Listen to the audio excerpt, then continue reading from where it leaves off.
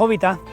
Gogoratzen naiz ikastolan taldean irakurtzen genuela, eta horre engantzatu nintzen berari, eta gero etxean bukatu nuen.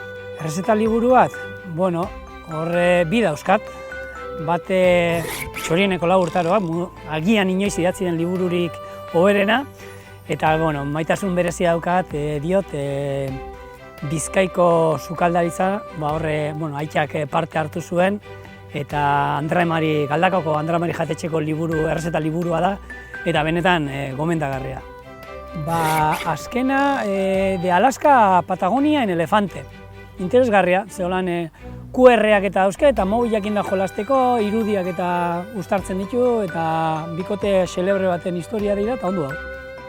Horre, ni bezala distantzi luzeko lasterketak egiten ditugunok, gehienok irakurri du Nacidos para correr, eta hau da pixkat Raramuriak, ero Tarahumaran historia kontatzen du horre janki bat egon zen beraiekin, eta irakurri erraza, eta ondo hau.